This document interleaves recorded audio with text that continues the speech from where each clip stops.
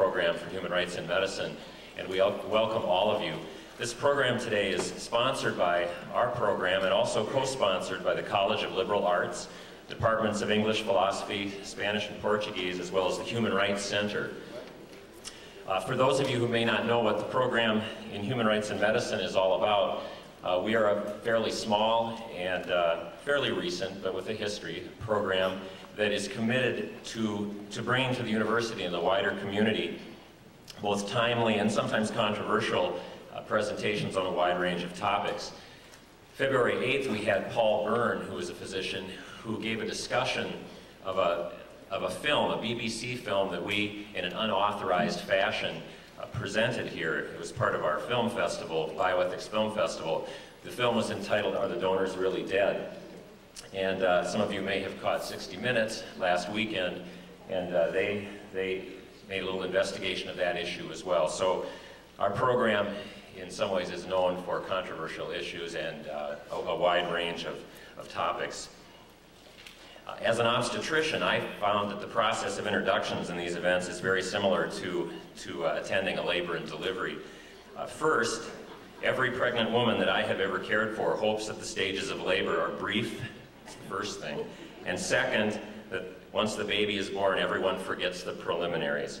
So to avoid introductory malpractice, I will expeditiously introduce my co-director in the program for Human Rights in Medicine, John Dolan, professor in the Department of Philosophy.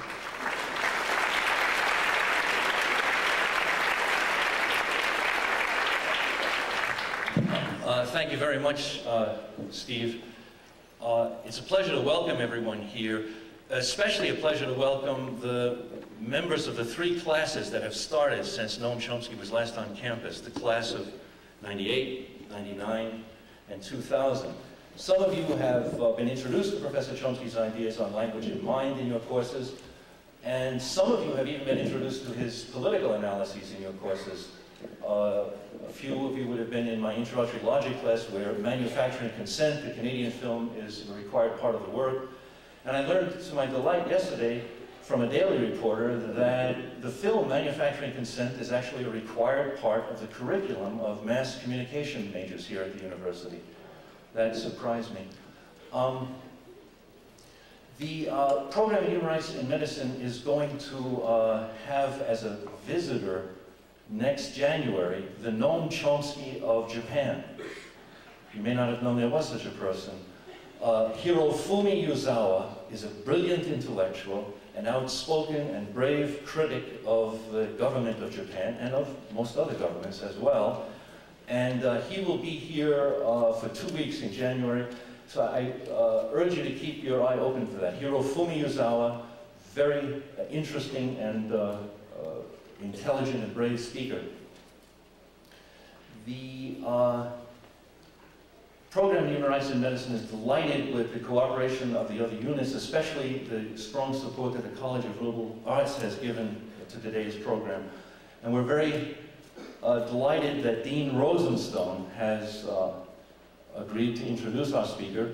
Dean Rosenstone began his academic career brilliantly by getting a Summa degree from Washington University. 6 years later, he earned a PhD from Berkeley in political science, and then launched into a very distinguished career of teaching and research, first at Yale, then at the University of Michigan, where he was director of the distinguished National Electoral Studies Project. He assumed the post of Dean of the College of Liberal Arts in October of this year, and it's a great pleasure to introduce him. Dean Rosenstone.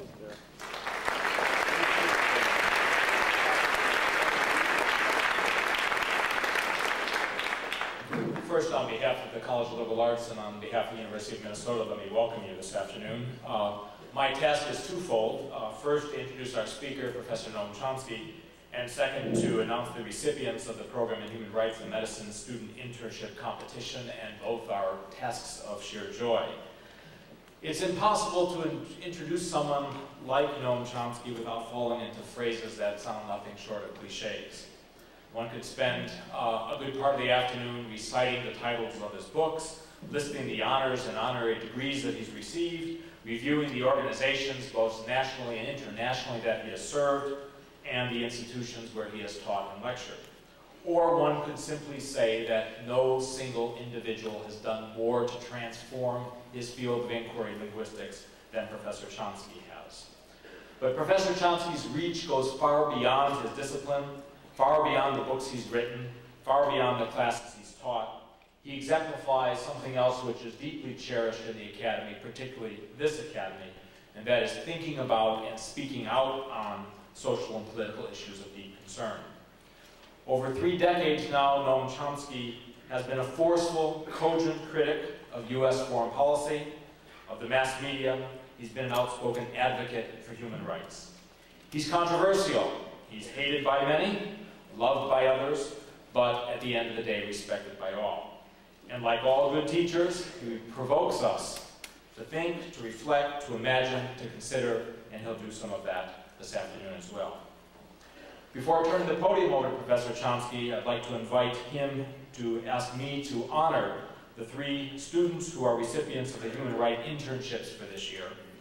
The program of human rights is described adequately, I think, in your program, and I don't need to recite its accomplishments and its goals for you.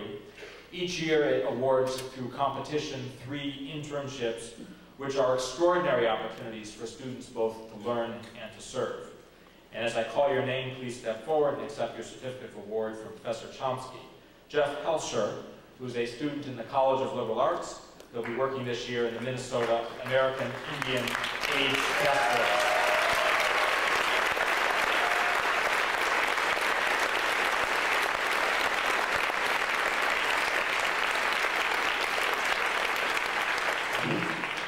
Carrie Kazmarek, a second-year student at the University of Minnesota School of Law, will be working with Feminists for Life of Minnesota.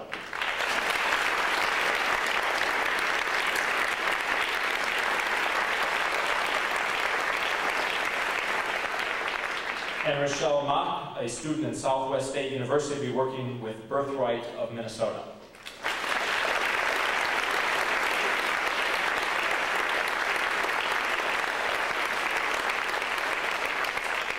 As you may know from the piece that was in this weekend's Star Tribune, Professor Chomsky is on a remarkably tight schedule here in the Twin Cities over these couple days. He will speak with us and entertain questions until around 2:15, where he needs to bolt off to another commitment. He'll be speaking today on yet another visit to the University of Minnesota on democracy and rights, reflections on the current scene. Professor Chomsky.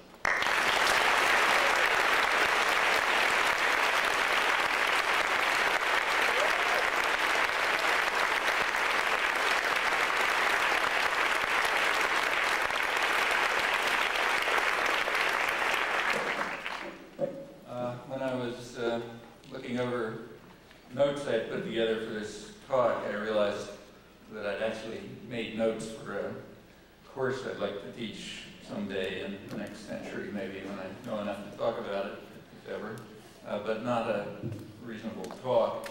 I'm going to really try to touch way too many things. I'll try to do it coherently, but it'll have to be pretty brief on each. I hope we can pick up some of the loose ends in the discussion, and I'm sorry it has to be so abbreviated, but I've got to go off. Well, concerning the topic, democracy and human rights, there is a sort of common understanding. It's been articulated with a lot of force and clarity. The basic theme is that, quote, America's victory in the Cold War was a victory for a set of political and economic principles, democracy and the free market, which is the wave of the future, a future for which America is both the gatekeeper and the model. And that happens to be a quote from a respected political commentator, but picture's conventional. It's widely repeated throughout much of the world. It's accepted as generally accurate even by critics who talk about the wave of the market and so on and so forth. It's also been enunciated a couple of years ago as the Clinton Doctrine, which declared in its words that our new mission is to consolidate the victory of democracy and open markets that had just been won.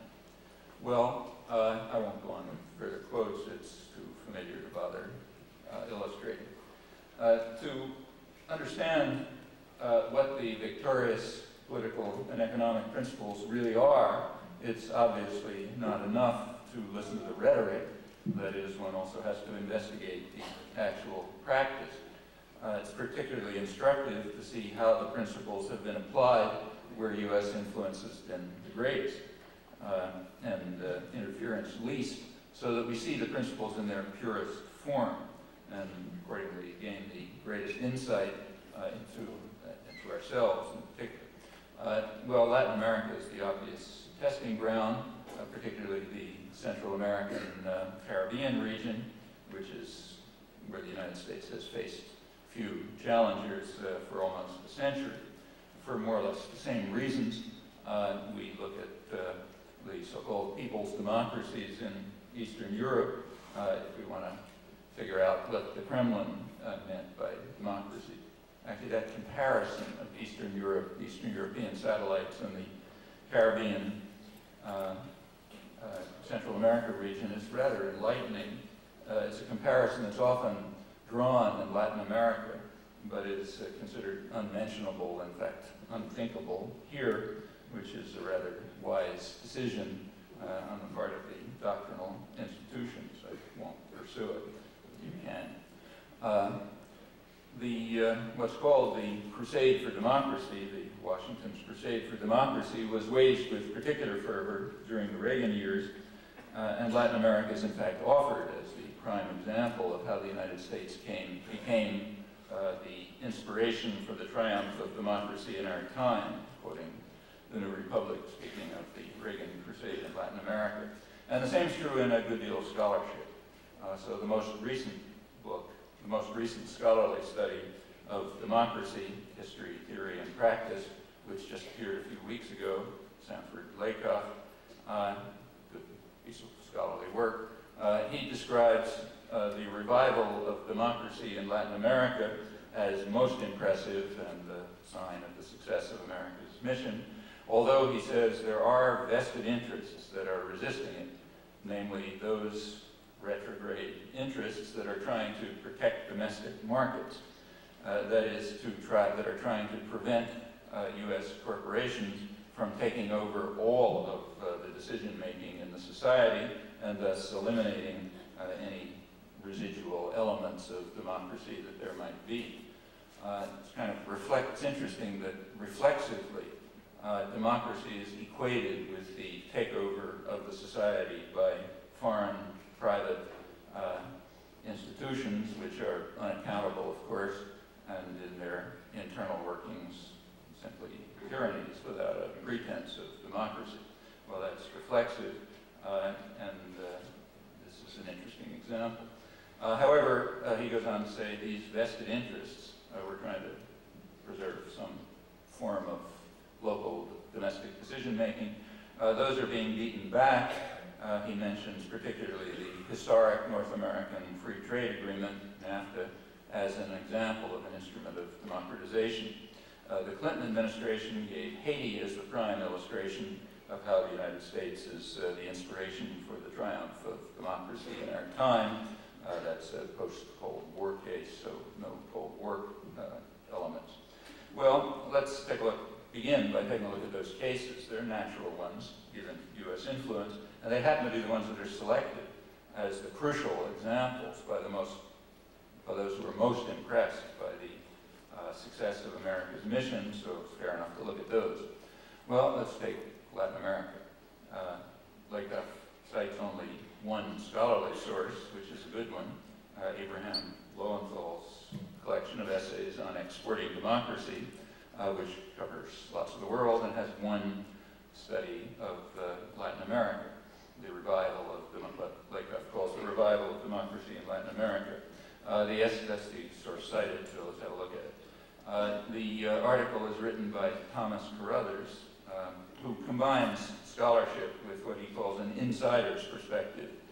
He worked on democracy enhancement programs, as they were called, in the legal offices of Reagan's State Department. So he was working on them from the inside, and he's also describing them as a very competent scholar. And that's the source that's cited, so let's quote it. Carruthers regards Washington, I'm quoting now, Washington's impulse to promote democracy as sincere, but largely a failure. And furthermore, he points out that the failure was quite systematic.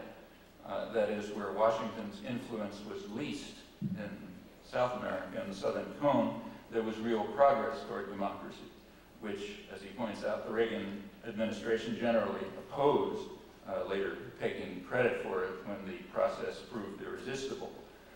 Where Washington's influence was greatest, nearby, progress was least, he points out. And he concludes that Washington, the United States, sought to maintain the basic order of quite undemocratic societies and to avoid populist-based change, adopting pro-democracy policies only when forced to as a means of relieving pressure for more radical change, but inevitably seeking only limited top-down forms of democratic change that did not risk upsetting the traditional structures of power with which the United States has long been allied. Okay, so that's the example that's given to us when we trace it back to its source for the inspiring triumph of democracy in our time. The description is quite accurate, and it tells us something important about the principles that have won a victory in the place where external forces were minimal, so the principles could be realized in their purest form. And it also tells us something about the values of those who are impressed with the triumph. Carruthers, incidentally, doesn't go into the question of how Washington maintained the traditional structure of highly undemocratic societies. That's not his topic. His topic was not the brutal terrorist wars that left a couple 100,000 of tortured and mutilated corpses and millions of refugees and devastation, perhaps beyond recovery. In large measure, wars against the church, which had become an enemy in the 1970s when it adopted what was called the preferential option for the poor and tried to help poor and suffering people play some role in running their affairs. Those matters don't enter history as it's recounted by the victors. Well, that's the first example that's given. Let's go to the second, NAFTA, the new instrument of democratization. In the United States, that was rammed through over very substantial popular opposition. There was great, in fact, majority popular opposition, so it's an odd example of an instrument of democratization to start with. It was rammed through with they tried to do it in secret, but weren't able to because there was too much popular ferment about it, so it did break through a bit. There was a lot of fanfare about the great benefits that were going to come to everyone concerned. Completely suppressed in all the discussion was the report of the Congressional Office of Technology Assessment, pretty square outfit, which published a report arguing in detail that the planned version of NAFTA was going to be a losing proposition for the people of the United States, Mexico, and Canada, apart from investors and financial institutions, though they argued that it could be modified into a different NAFTA, which would be beneficial to others. That was suppressed totally, as far as I know. More dramatically, but also completely suppressed, to my knowledge, was the official position of the labor movement, also in a detailed document, which, as far as I'm aware, was never allowed to enter the debate, though it was there, though labor was bitterly condemned, really across the political spectrum, for its crude, threatening tactics, as Anthony Lewis put it, and its reactionary and narrow nationalism. All of that was false, but that was the official word in this grand exercise of democracy.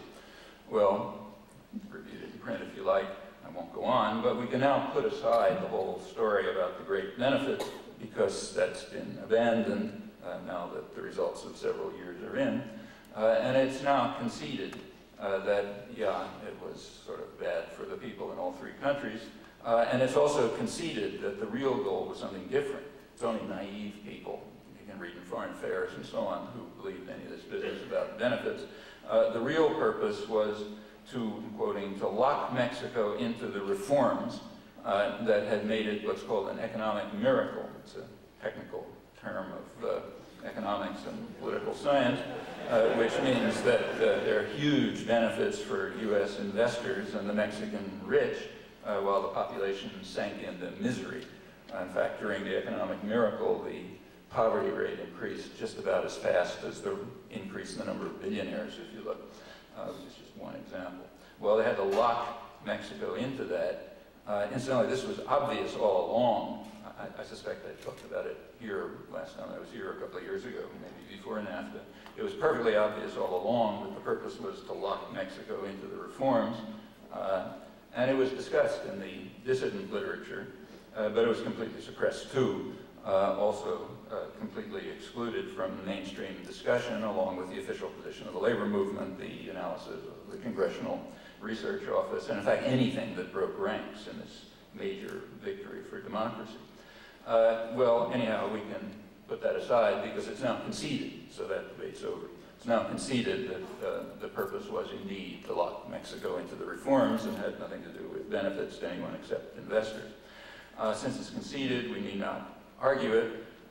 We can only ask whether someday it'll be possible to ask why it was necessary to lock Mexico into those reforms. Well, the reasons, in fact, which you can also find in the dissident literature years back, and maybe someday will enter the mainstream, the reasons were brought out very clearly by in a Latin American a strategy development workshop in Washington in September 1990. That's when the planning was sort of going along. They pointed out that it would be necessary, that there was a danger that had to be overcome, and that's why it was necessary to lock Mexico into the reforms. The danger is, I'm quoting, that a democracy opening in Mexico could test the special relationship by bringing into office a government more interested in challenging the United States on economic and nationalist grounds.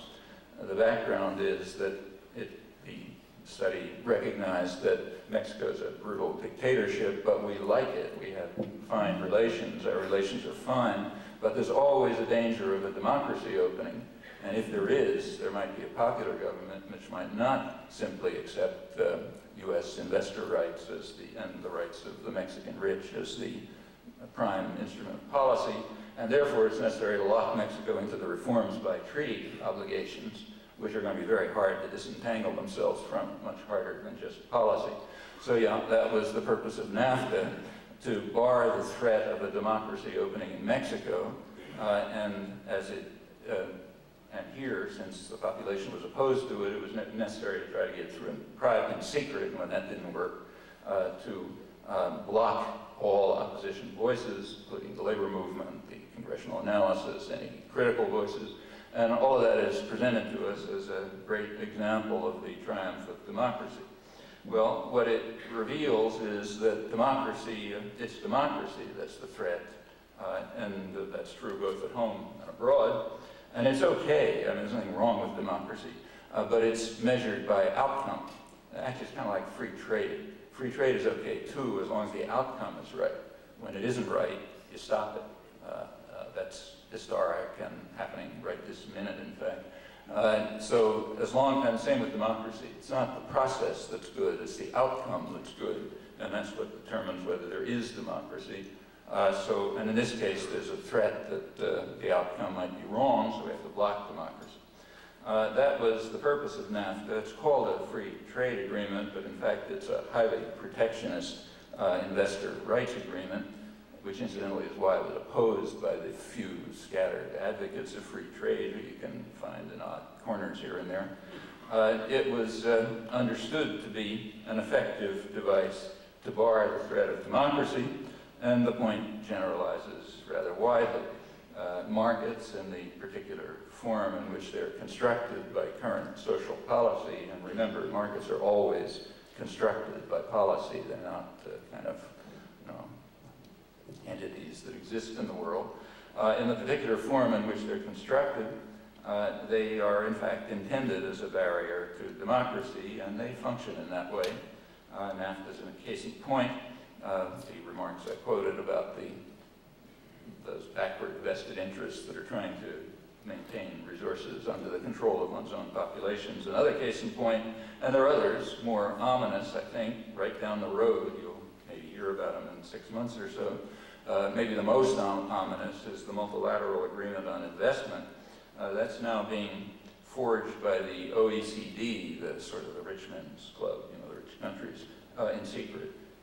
The hope is that it can be rammed through in secret. That was the initial intention for NAFTA, quite achieved, although the media and the journals managed to keep the basic story secret even after popular opposition forced it into the public arena.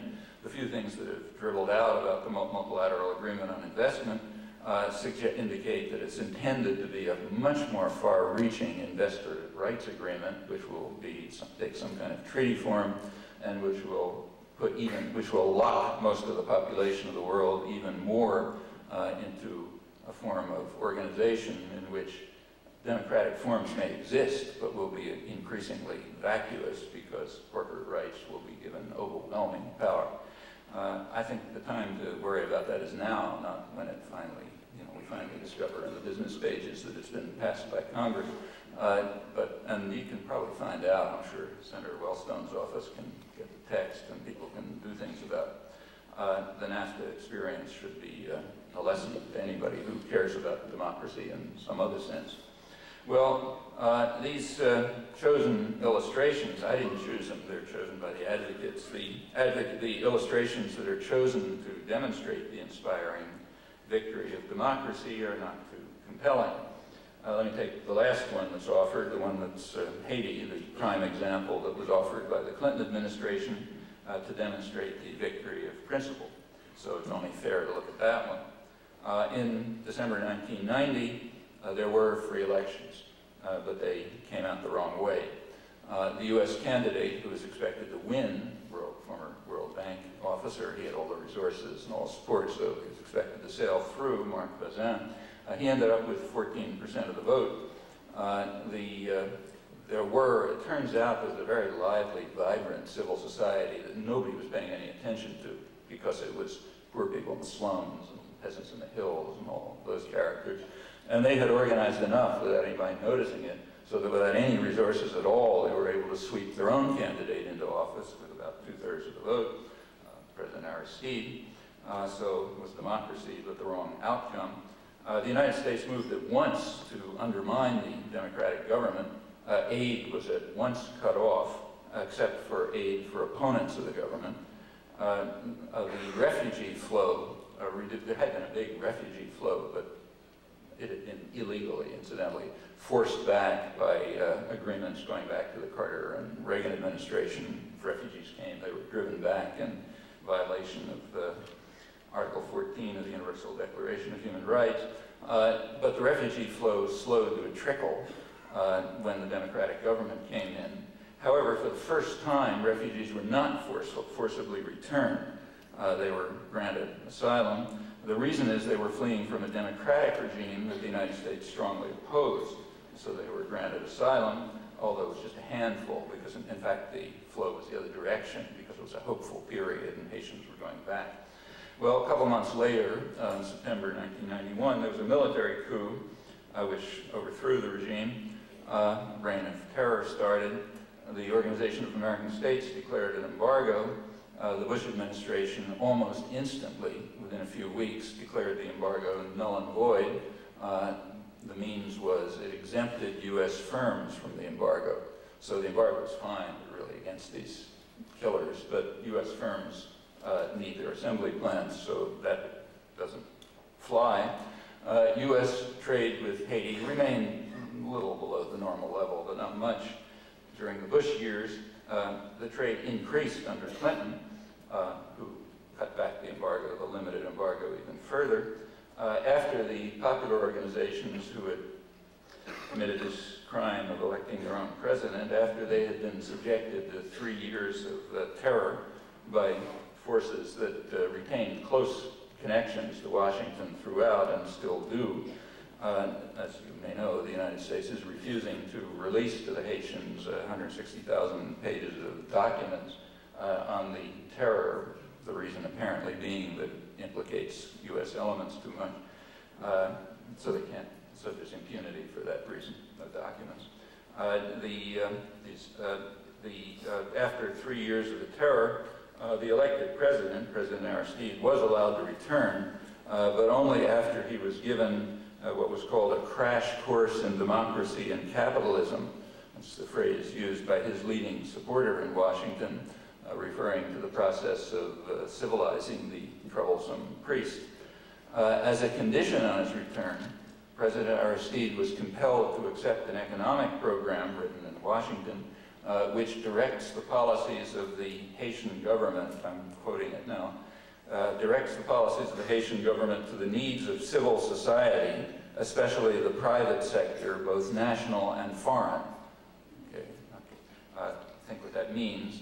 U.S. investors, they're the core of Haitian civil society, along with the wealthy Haitians who backed the military coup, but not the Haitian peasants and the slum dwellers who organized a civil society so lively and vibrant that they were actually able to have one of the rare democratic elections in the hemisphere, the kind we have, again, and to win against overwhelming odds. Well, the policies that are now instituted by force are the policies of the defeated U.S. candidate of 1990, now instituted by violence. There's more to the story.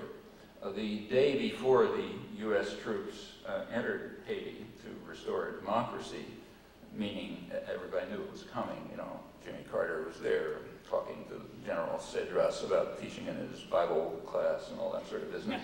And everyone knew it was coming the next day.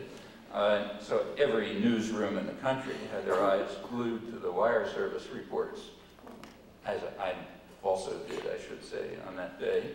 The lead story on Associated Press, you know, these wire reports keep flowing out in a mad stream, and they have a lead story which is reiterated over and over again so that nobody can miss it. You know, it says, here's the big story for tomorrow. The lead story on AP, reiterated over and over, was a report of leaks from the U.S. Justice Department, which later were confirmed a few days later. The leaks said that the Bush and Clinton administrations had secretly authorized the Texaco Oil Company to supply the coup leaders and their wealthy supporters with oil in violation of the official sanctions. What they reported was that Bush and Clinton administrations had informed Texaco that it was illegal, but they wouldn't do anything about it. So therefore they could proceed. If you were in Haiti, actually I was there during the terror, you could see that oil was coming in. The rich families were building oil farms and so on. CIA was denying it, which of course was nonsense because you could see it.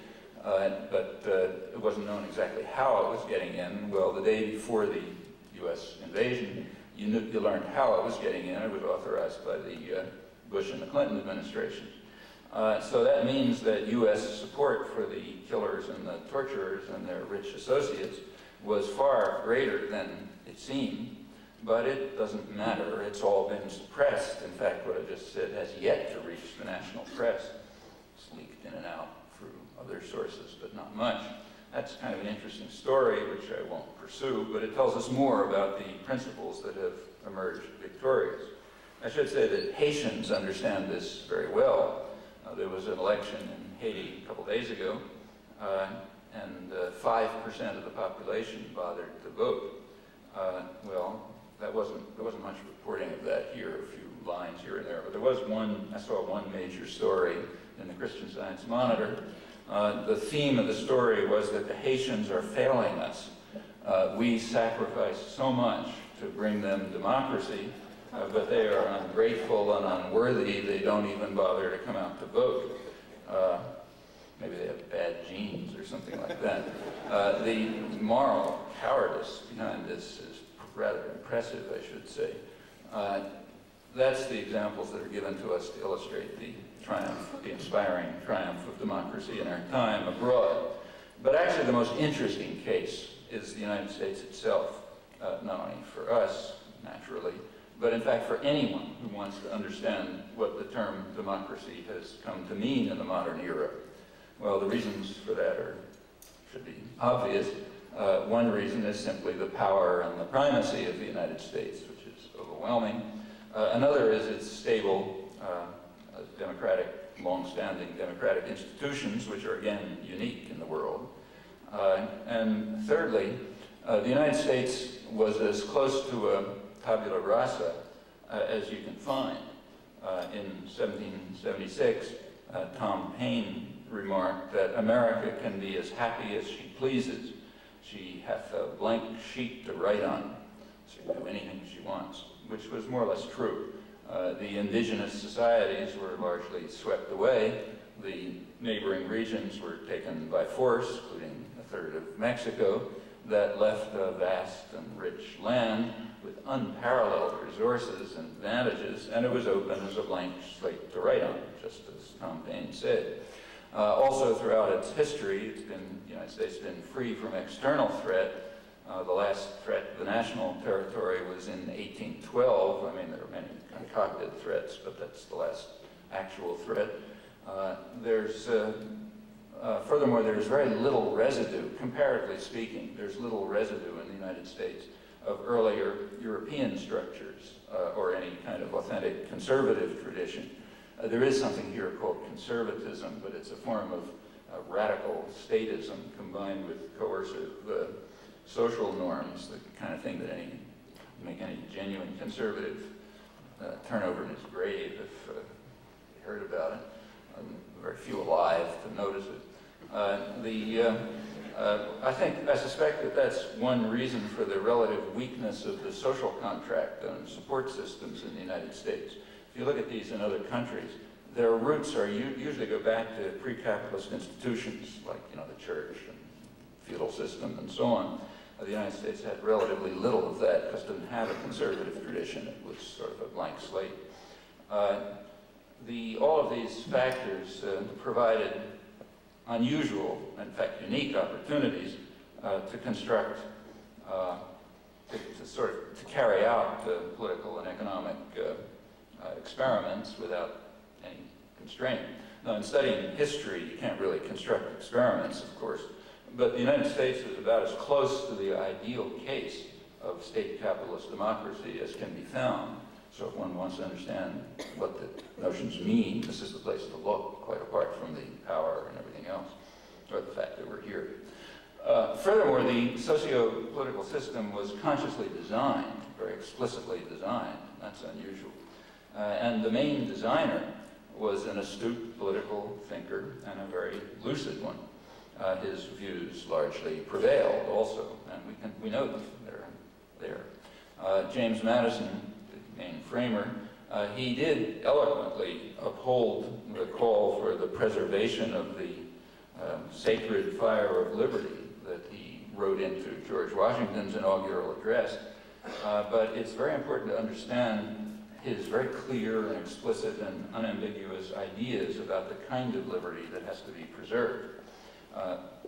One of the most revealing sources, maybe the most revealing, I think, is the actual debates on the Constitutional Convention, at the Constitutional Convention in 1787.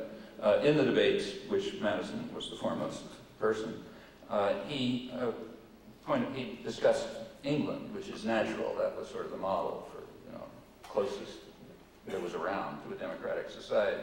And he pointed out, I'm quoting from the debates, in England at this day, if elections were open to all classes of people, the property of landed proprietors would be insecure, and agrarian law would soon take place, infringing on property rights, what we would nowadays call agrarian reform. So, and that couldn't be allowed. So the sacred fire of liberty is supposed to burn, but burns most brightly to preserve the right to own property, which has to be privileged above all others. Madison went on in the debates to warn that the new government that the framers were designing must have ways to ward off the injustice that would come from a functioning democracy, which would threaten private power. It would have to protect property rights with various devices in order, quoting Madison, in order to protect the minority of the opulent against the majority. That's got to be the commitment of the government.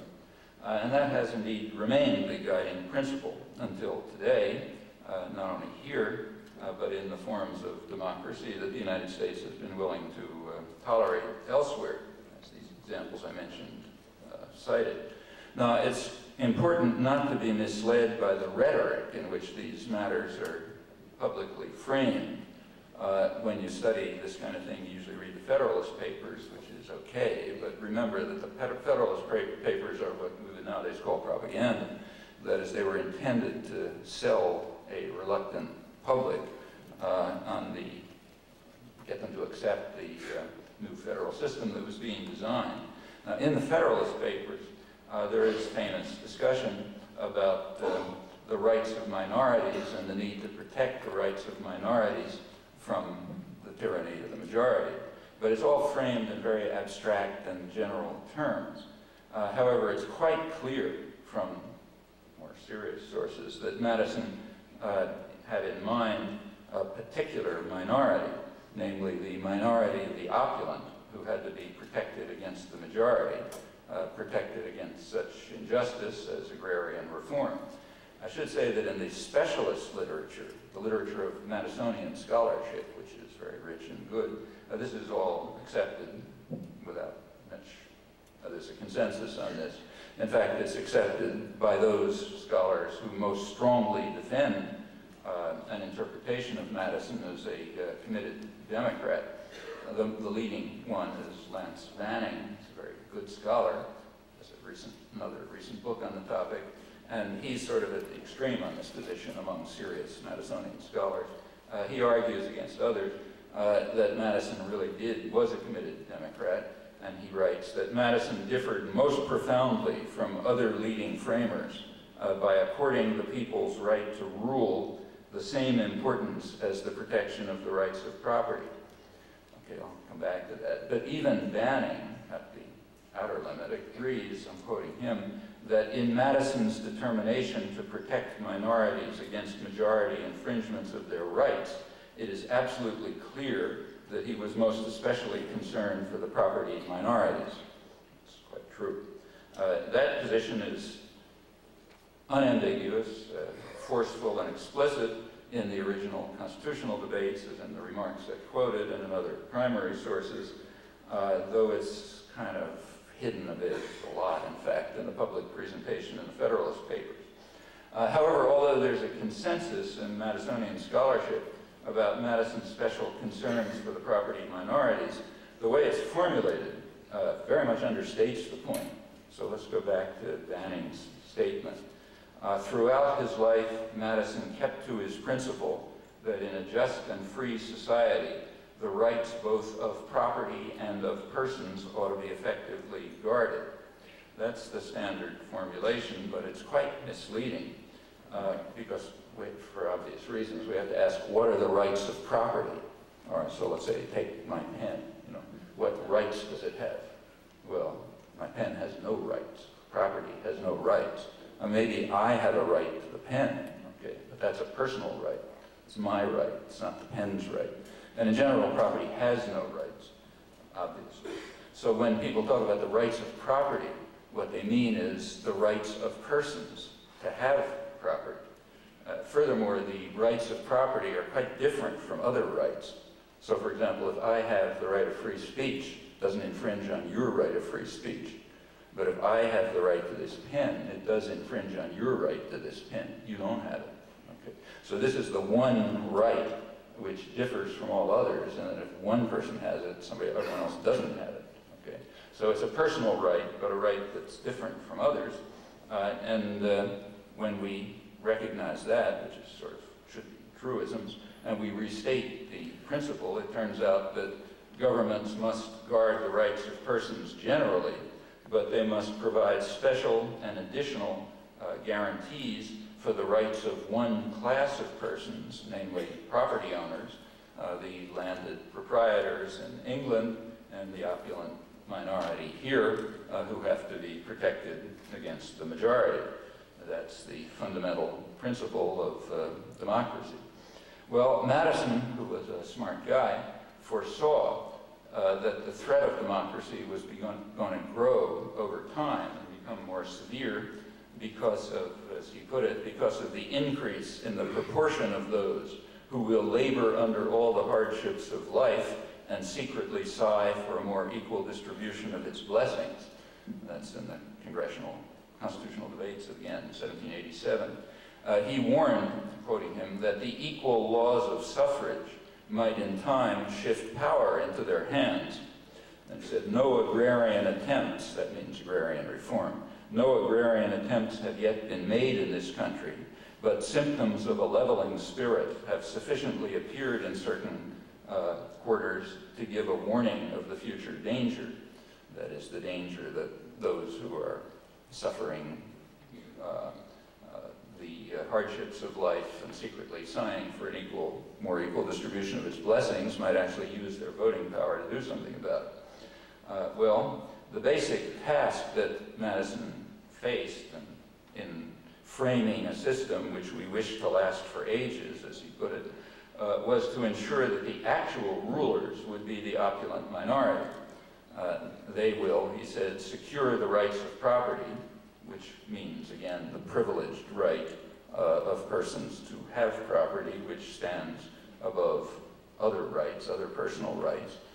They will secure the right of property against the danger from an equality of universality of suffrage, which could vest power over property in hands without a share in it, and that is to be prevented. Madison held that view to the end of his life. In 1829, reflecting on a half a century of American democracy, he stressed again that those without property or the hope of acquiring it cannot be expected to sympathize sufficiently with its rights. Again, not its rights, but the rights of the people who have it. They cannot be expected to be safe depositories of power over these rights, the personal rights to have property, not, of course, the rights of property, as it's constantly put.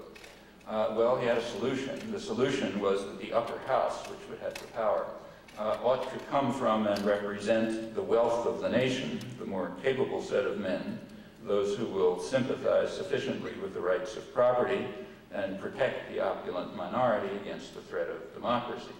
And the system was designed that way, with voting patterns and checks and balances and a distribution of powers, which were all arranged for the same end, quite explicitly, with the intention that the general society would be fragmented and offered only very limited participation in the public arena, which is to be effectively in the hands of the wealthy and their agents. Let me stress the consensus among Madison scholars on this. I'm not taking a position that's out of the standard understanding. It's different in political science, but I'm talking about Madison scholarship. The leading Madison scholar, Lance Banning, again, who most strongly affirms Madison's dedication to popular rule, he agrees, in his words, that Madison's Constitution was intrinsically an aristocratic document designed to check the democratic tendencies of the period, designed to deliver power to a better sort of people, excluding those who were not rich, well-born, or prominent from exercising political power. There is debate about how firmly the line was held in the years that followed, but there's no debate about the original intent. That was very clear, becomes still more clear when you look not just at the formulations, but you look at the reasoning, the background reasoning, as, for example, expressed in the constitutional debates that I quoted. And whatever room there may be for debate about what happened in the early years, say the Jackson years and so on, there's no question that by the time you reach the end of the 19th century, latter part of the 19th century and on until today, then there's just no doubt that the democratic tendencies of the revolutionary period were very well contained, and that power is firmly in the hands of the wealth of the nation, who safeguard the Madisonian principle on which the country was founded, that the government must protect the minority, the opulent, from the majority. So going back to these stories about the victory of democracy, there's some truth to them. But you can see the reasons why, to quote Carruthers again, the United States, the Reagan crusade for democracy, inevitably sought only limited top-down forms of democratic change that did not risk upsetting the traditional structures of power with which the United States has long been allied. That's very natural if you take the phrase United States to mean what it really means in studying world affairs, and namely not the people of the United States, but rather the wealth of the nation, those who rule the country by design, protect the minority of the opulent from the majority at home, and have to carry out the same tasks abroad. If we stop using mystical phrases like United States or, and recognize something which indeed was obvious to Adam Smith. Adam Smith wrote a book called Wealth of Nations, but he stressed in the book that there's no such thing as wealth of nations. There are different groups within the nations. There are the merchants and manufacturers of England who use state power for their interests, and there are the people of England who suffer from it, what later came to be called class analysis. Unless we understand at least that much, we're not even talking about the real world. But if we do, and we interpret the United States properly, and we interpret property rights to mean what it obviously means, and we look at the original intent, which is quite clear, and we look at the actual victory of democracy abroad, it all sort of falls together in a very reasonable and intelligible way. And certainly, in my opinion, these things ought to be taught in school civics courses in a free society. They're pretty obvious. So that's what you ought to learn in junior high school. You shouldn't be wasting your time on it in college. These accounts of the Madisonian roots of the prevailing concept of democracy, I should say that they're unfair in an important respect. Like Adam Smith and other founders of classical liberalism, Madison was pre-capitalist and anti-capitalist in spirit. Banning, again, describes him as an 18th century gentleman of honor to depths that we are today hardly able to imagine. So Madison, like other pre- and anti-capitalist classical liberals, had nothing but contempt for what Adam Smith called, also with contempt, the vile maxim of the masters of mankind, all for ourselves and nothing for anyone else. And it's very likely that Madison would have sympathized with so-called factory girls and artisans of eastern Massachusetts in the early days of the Industrial Revolution, latter days of his life, when they condemned what they called the new spirit of the age, gain wealth forgetting all but self. That's quoting from their independent labor press, which they regarded as a degrading and demeaning doctrine that was destroying human values and signaled the defeat of the American Revolution to working people in the rising industrial state. It's hard for us to remember today how shocking was the radical capitalist ideology starting around the 1820s, which was given its sharpest doctrinal form in what was called the new science of economics of Ricardo and Malthus. Not Adam Smith, he was really pre-capitalist, but Ricardo and Malthus and Nassau Senior and those guys around the early 19th century. They rejected the traditional view that people have a right to live, a view that was taken for granted in traditional societies, like say feudal societies. There people had a place and they had a right to that place. Maybe it's a rotten place, and for most people it was a pretty rotten place, but it was some kind of place. However, the new science rejected that, crucially. The new science proved, with the certainty of Newton's laws, as Ricardo put it, that people have no rights apart from what they can gain in the market. You only hurt the poor by trying to help them. So the new science proved, with the certainty of Newton's laws, and if people cannot survive in the labor market, then they should go somewhere else, as they put it. That was not impossible in those days, remember. We're talking about the early 19th century. Recall also that a fundamental principle of free market theory is free movement of labor, that meaning free immigration anywhere. That's one of the principles that's overlooked, one of the many that is overlooked as the free market theory has been reconstructed into an instrument of oppression in the service of the vile maxim. And in fact, even Ricardo, who was a leading theoretician, exponent of the new science, even he was unable to liberate himself completely from normal human sentiments, as was required by the new radical new doctrines.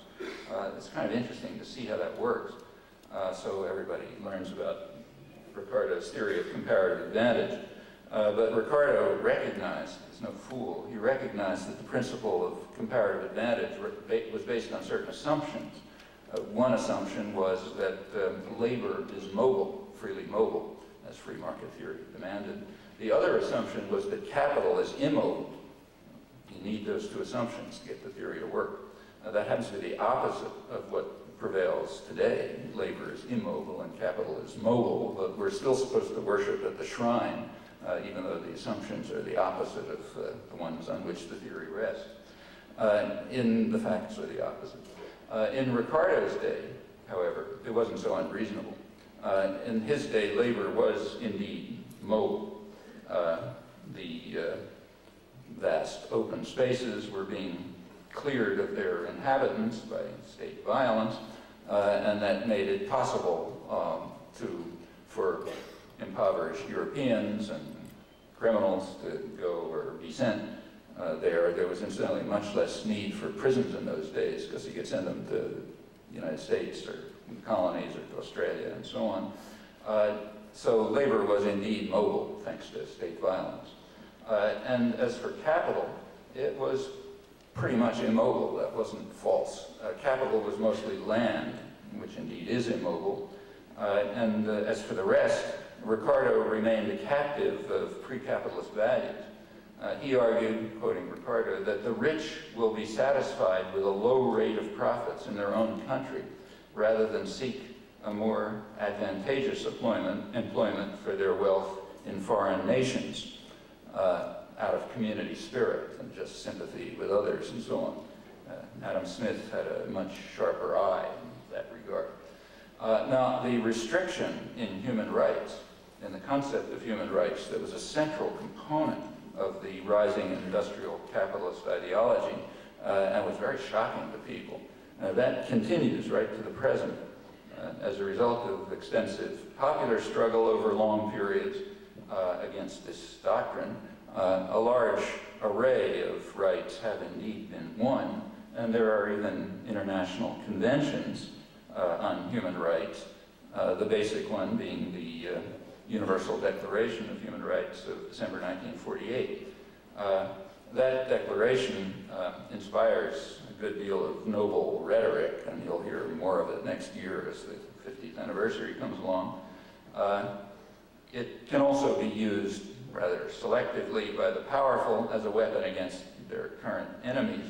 But the reality of the matter, which is all too easy to demonstrate, is that no state takes the principle seriously.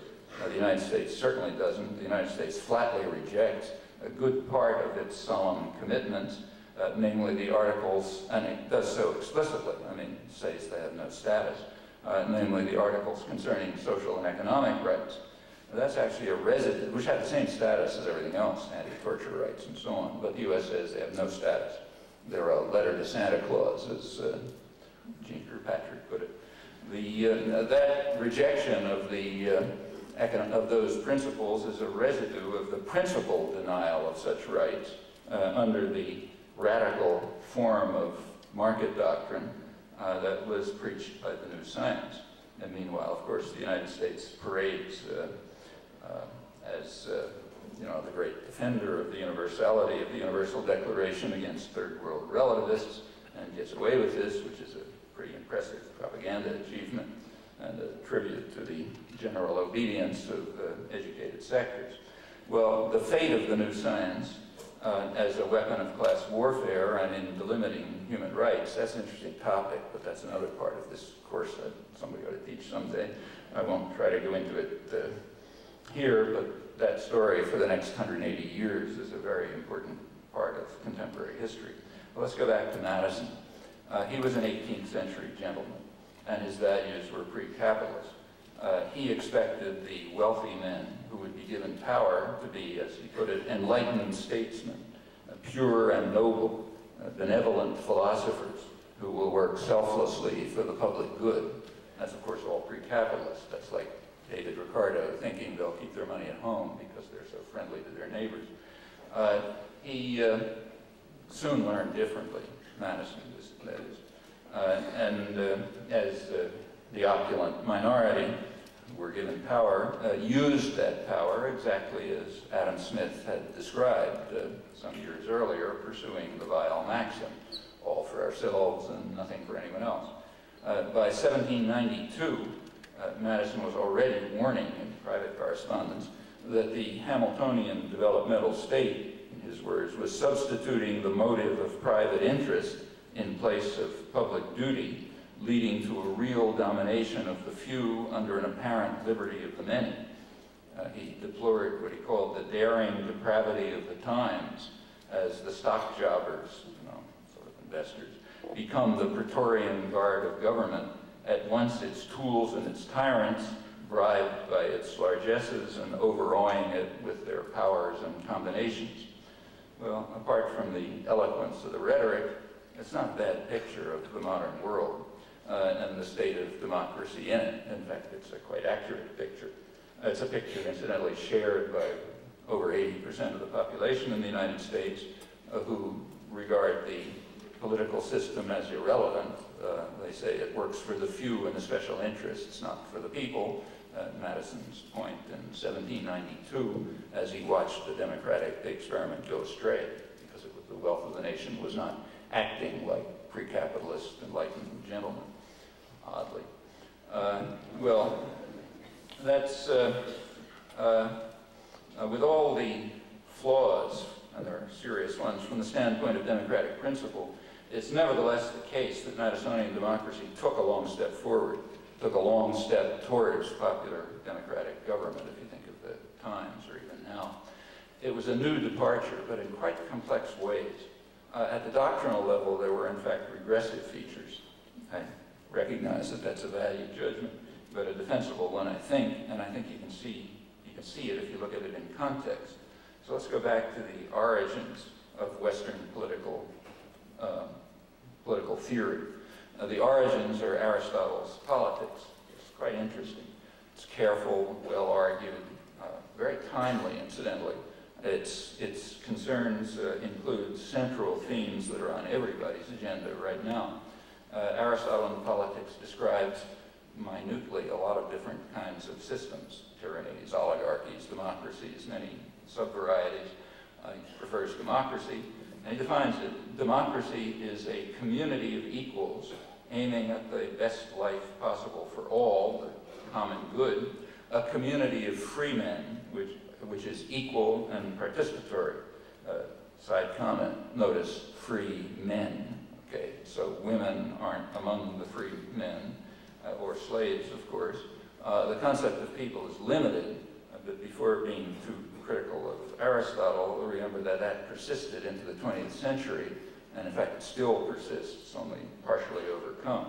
So there's a limit, but for those who are citizens, free men, has to be a community of equals, equal and participatory. Well, to achieve this result, Aristotle goes on, a democracy must be a welfare state. He didn't use the term, but that's what he described. A democracy must provide lasting prosperity for all by distribution of public revenues. The goal, that's quoting Aristotle, the goal is what we call a welfare state. The goal has to be relative equality of outcome, of condition. Okay, it's quite important. The notion of equality of opportunity, that's a more recent innovation. It's related to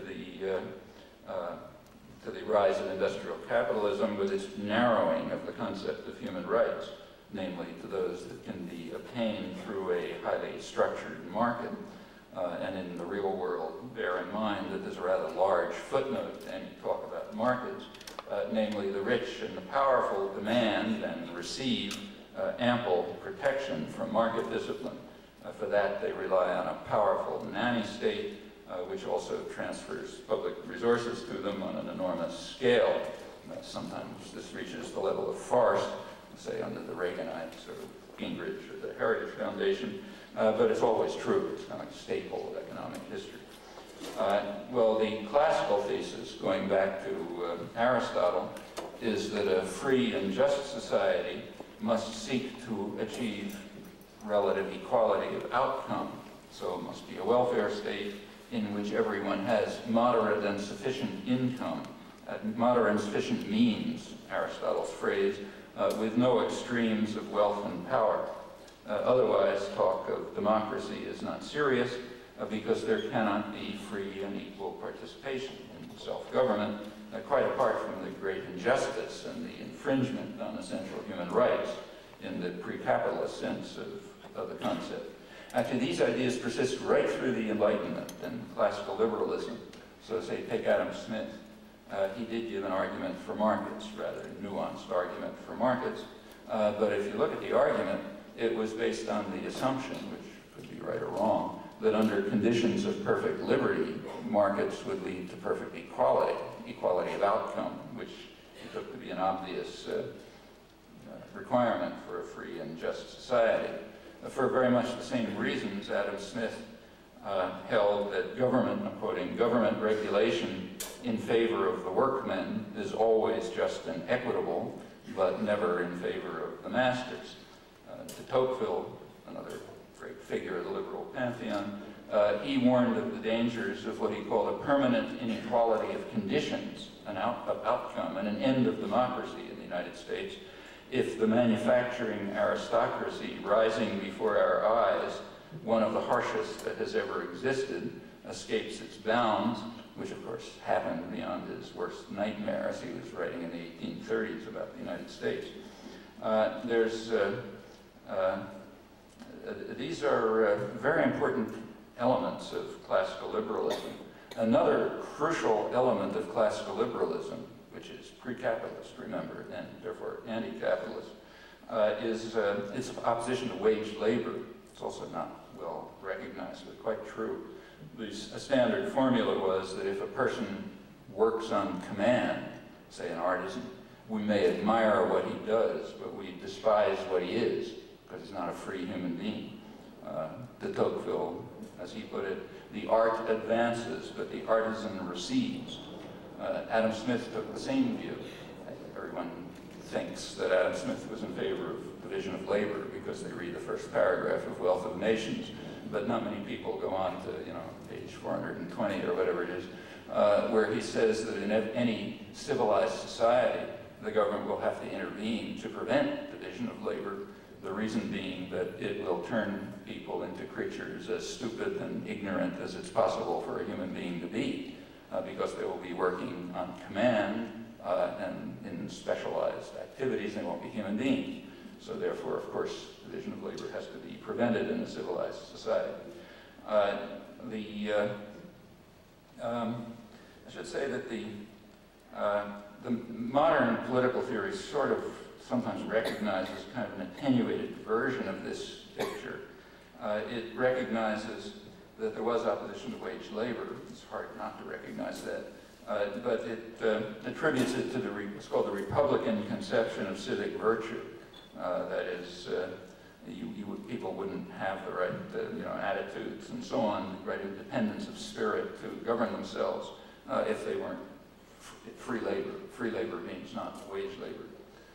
And that's correct, but that's only part of a much more interesting story, in my opinion, something which has quite interesting roots back to Cartesian rationalism, and is rooted in a conception of human freedom and dignity, which requires that you be free from external control. That's a critical part of the Enlightenment, of classical liberalism, and indeed of American history. However you interpret the facts, however you interpret the background, the fact of the matter is that opposition to wage labor is a powerful current of American thought right through the 19th century. That's certainly true of the labor movement from the 1830s when it really took off, up to the huge Knights of Labor organization at the end of the century, it condemned wage labor and as a fundamental infringement on human rights. There was an independent labor press, which was substantial. It held to the principle that those who work in the mills should own them. Let me stress, all of this is as American as apple pie. No dubious contributions of radical intellectuals. And it extended far beyond the working class. So, for example, Abraham Lincoln held that it's wrong for capital to own labor, as in the slave system, and it is no less wrong for capital to hire labor under what was then called wage slavery, except as a temporary expedient on the way to freedom. That was, in fact, the ideological banner under which Northern workers fought the Civil War. The Republican Party proudly proclaimed itself, I'm quoting, as not only the anti-slavery party, but emphatically the party of free labor, meaning free from wage slavery, working on command. The New York Times in 1869 condemned the advance of wage labor as the rise of a system of slavery, as absolute, if not as degrading, as that which lately prevailed in the South. Well, we've come a long way since those days. But these ideas, I think really truisms, remained alive and well into this century. So take, say, John Dewey, who's the leading American social philosopher, and again, as American as apple pie. The main focus of his work was democracy, but he pointed out that talk of democracy is meaningless, it's idle, when big business runs the life of the country, controlling production, commerce, communication, and the press. He also held that democracy presupposes transition from a feudalistic to a democratic social order, so that workers are masters of their industrial fate, not tools who rent themselves to private tyrannies. As long as you have a feudalistic social order, he said, what we have, politics, he said, will be nothing more than the shadow cast over society by big business, the tools and the tyrants, in Madison's terminology. Resistance to labor on command continues, always, takes various forms. The whole of labor history is one or another form of this. You want to open this morning's newspaper, you'll find an example that discusses doctors beginning to unionize as they become more proletarianized and are trying to resist the control over healthcare, how you treat patients by bureaucrats and private tyrannies. So they're moving towards forms of protection of one's own labor, which is the traditional opposition to wage slavery expressed by Abraham Lincoln, by the labor movement, even by the New York Times, and has its deep roots in classical liberalism, and indeed was the slogan of the Republican Party, remember, and the slogan on which the Civil War was fought in the North. That's happening in the universities too, with organization of staff, recently organization of graduate assistants, here too, I understand.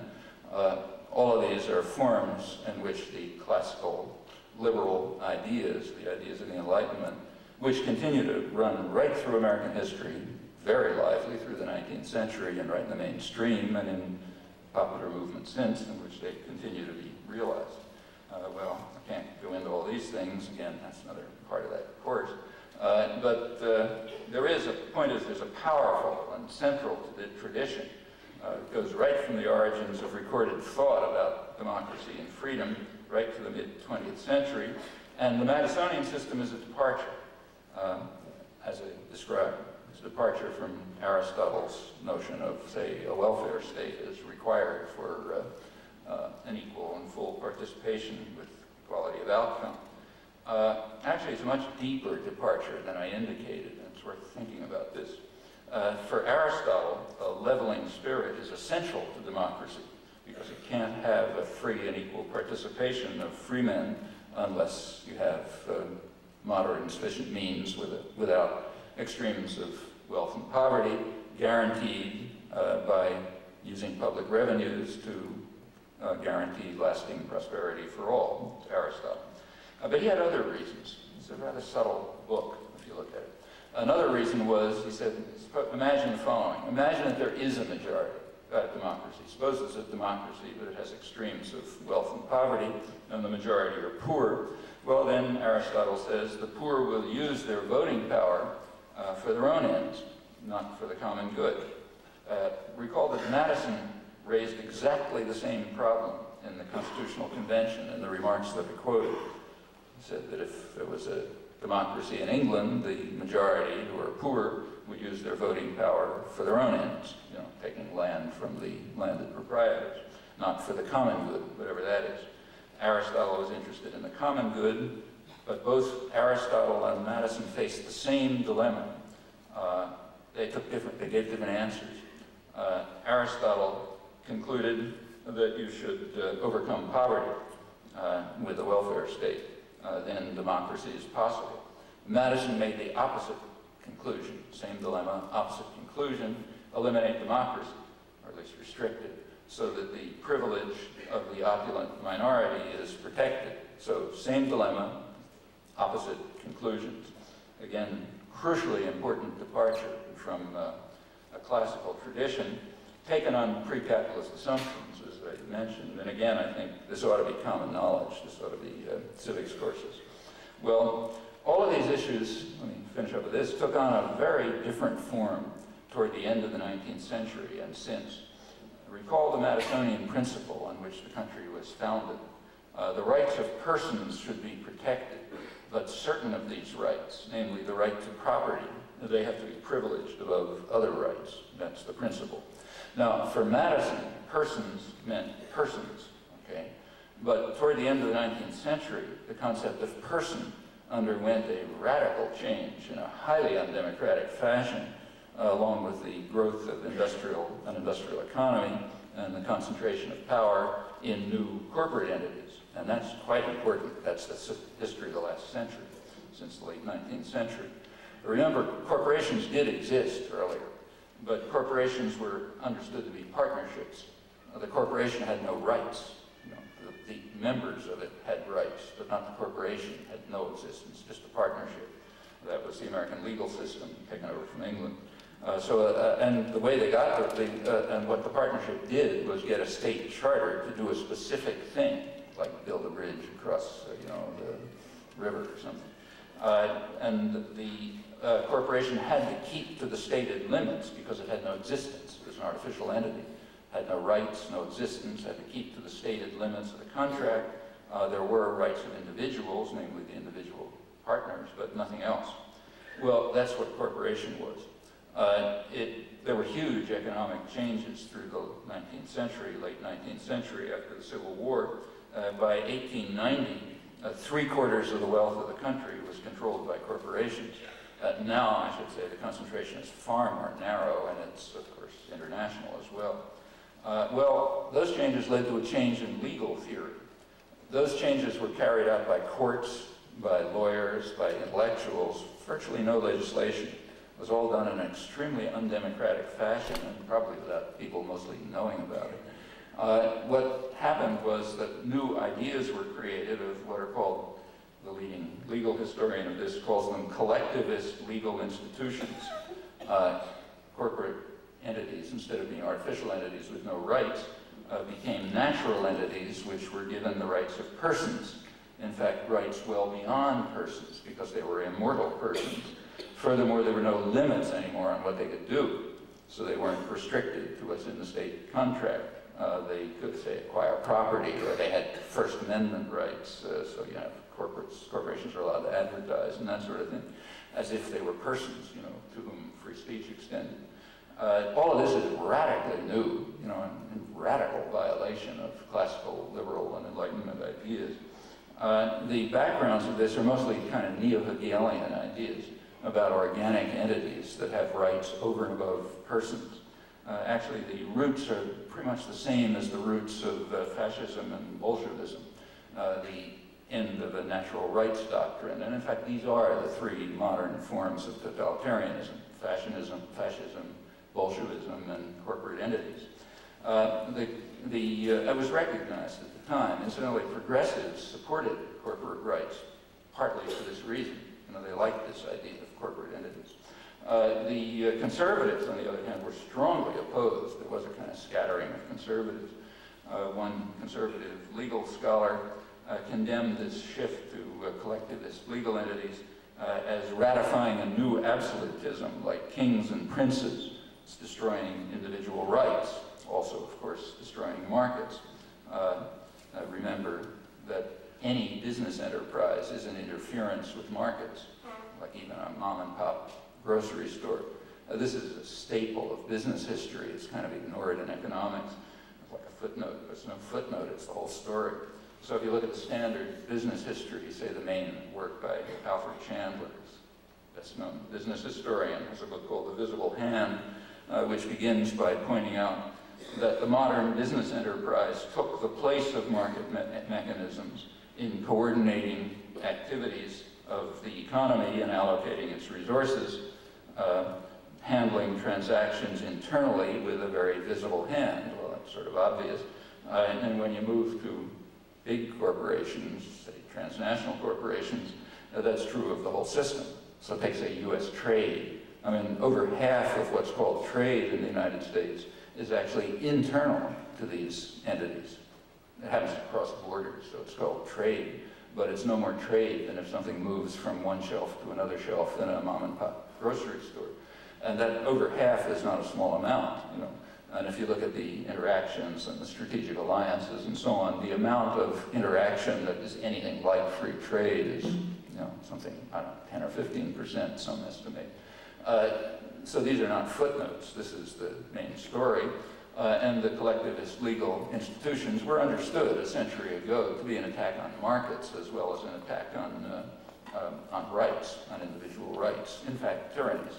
Internally, they are tyrannies. You look at the standard, another classic of political economy by the Veblenite economist Robert Brady, around 1940. Good book called Business as a System of Power. Institutional economist. He points out what, again, is obvious, that a corporation is a strict top-to-bottom absolutism. It's the inverse of democratic control. He says it follows the strict conditions of dictatorial power, which should be obvious. Equally obvious, it casts the shadow that we call politics, and it's also, he points out, dedicated to a propaganda program that becomes a matter of converting the public to the goals of the control pyramid.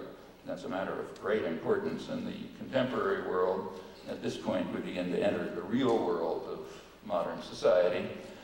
Just to add another footnote, another change in legal theory, which parallels what happened in other tyrannical systems, was that you go back to legal theory, say, like 150 years ago, the corporation was the people, and the people had rights, and the corporation had no rights. Through the latter part of the 19th century, especially the early part of this century, that began to shift, and the corporation became identified with the board of directors, the management. That's the corporation. The people were kind of irrelevant. Something extremely similar happened within the Bolshevik system. In fact, if you look at the Marxist critique of Leninism, main Marxist thinkers condemned Leninism as an authoritarian right-wing deviation from early in the century. And they pointed out that what was going to happen under the Leninist system was that, talked about the people, but the people would be replaced by the party, and the party would be replaced by the Central Committee, and the Central Committee would be replaced by the maximal leader. Of course, exactly what happened. And exactly what happened in U.S. legal history, theory, with regard to corporations. The entity, the natural, became a natural entity, which is the directors, and that means the investors, the banks and so on, not the participants. They're kind of scattered and out of it. Those are interesting stories. They do bring us to the real world. However, I have to stop there. The point I'm trying to make is that there is a line of thinking, interesting line of thinking, worth attention. It goes from Aristotle right up to the people like John Dewey in this century. It includes classical liberalism, the Enlightenment, the popular movements, the labor movements in their various forms, a lot of variations, but they're all more or less there. This whole long line of thinking seems to me to identify and articulate the basic issues more or less accurately. I should say the business world agrees, the guys who cast the shadow. They agree, except that the values are reversed. That is, they're opposed to democracy for perfectly obvious reasons, although it's okay if the shadow is cast by, you know, the right guys, top-down forms of democracy. They're also opposed to markets, again, for obvious reasons. That's the whole history of the modern business enterprise and corporations, and much more. They're in favor of markets selectively, but only for temporary advantage. That is, if the playing field, as the terminology is used, if the playing field is properly tilted, typically as a result of large-scale state intervention. That's the core of economic history from England through the United States up to the East Asian growth areas, right until today, I should say. Meanwhile, throughout all of these developments, society continues to resist. And over time, people have won a lot of victories. They've expanded the reach of democracy and human rights. It's painfully slow. It's cyclic. There are periods of regression. We're in one of those periods right now. But I think if you look over a long stretch, there is a kind of slow advance towards something like Aristotle's principles, actually, and now extended beyond his category of free men, and towards a conception of human rights that's gradually been forged and, in fact, established by popular struggle, a lot of it quite recent. At the same time, this goes on in parallel with the increasing power for the new absolutism of the corporate system and a powerful state that keeps them alive and protects them from market discipline and competition, and the population, these new kings and princes that conservatives and the working men and women condemned a century ago. Now, the long-term outcome of that conflict is completely unpredictable, but I think the important thing to recognize that it's controllable. There's a lot of talk now about how we're all passive victims of the mysterious wisdom of the market and this, that, and the other thing. It's all complete nonsense as far as I can see. It's, in fact, more accurately just propaganda, which is designed for the obvious purpose of inducing hopelessness and resignation and despair. I mean, if it's all out of control, what can we do except maybe seek survival strategies? Even the famous globalization is largely a hoax. If you look at the actual figures in terms of, say, trade flows and investment and so on and so forth, the level of globalization relative to the economy is approximately what it was in maybe 1913, you know, under British hegemony and the gold standard. Nothing wildly different. There are some differences, especially rapid financial speculative flows, but they're perfectly controllable by mechanisms that are quite known. As far as, so there's, all of these things are just human decisions and human institutions. They're under popular control, at least in principle, and even in practice, if there's sufficiently dedicated effort to support real democracy and human rights. As for the institutions themselves, well, they're like all others, including the fascist and Bolshevik varieties of absolutism. They have to demonstrate their legitimacy. If they can't, which they usually can't, then they should be dismantled, as has often happened in the past. And perhaps in that way it may be possible to advance towards fundamental principles of justice and freedom that are quite deeply rooted in the tradition of thought and popular struggle for thousands of years. Thanks. That's the course.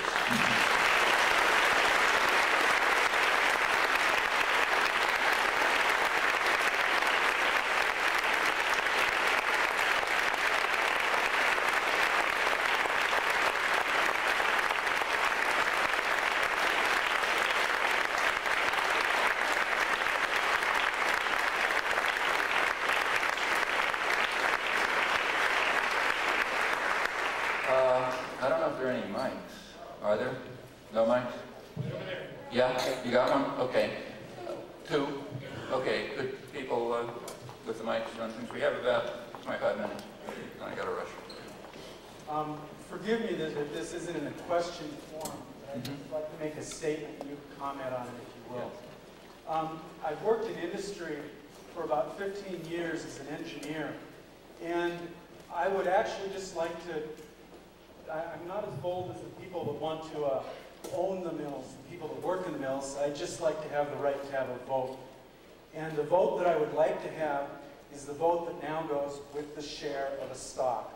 I would like to have every employee in a company have the right to have a vote and not have the shareholders have that right, that vote. And I'd ask for that because this would give me some say in what I work on. I'm well paid, but the one right that I have now, if I don't like what's going on, is to leave the company, much like the people had in the past of leaving the country. Yeah, that's, in fact, you know, if you go back to the theory behind corporations, there was a claim that they really are democratic because the stockholders can vote. And in fact, if you're, I mean, I think what you're asking is reasonable, but if it was extended so that each worker had a vote, well, yeah, that would be, you know, like a, I mean, tiny amount more democratic. But remember what stock ownership is like. About 50% of stock ownership is the top 1% of the population. The bottom 90% of the population hold about 10%. So it's democratic in a kind of odd sense of the word. It's democratic, but with a dollar being a vote. You know, the more dollars, the more votes. And since 1% has half the dollars, their votes overwhelmingly prevail. I mean, Bill Gates is a minority owner in Microsoft, but he runs it because he has enough control so that it doesn't matter if the rest is scattered all over the place. Furthermore, if you look at the actual functioning of corporate power, it's all integrated. So on the board of directors, there's a big bank, you know, and it's got a strategic alliance with some other corporation, and you know, IBM, Toshiba, and Siemens in Germany, the three big computer companies. They're working together, you know, on new mechanisms for undermining markets and protecting themselves, massively subsidized by the state, of course, in all sorts of ways. Like, for example, through the engineering department of this university, I imagine, which probably has government grants, you know, like mine does.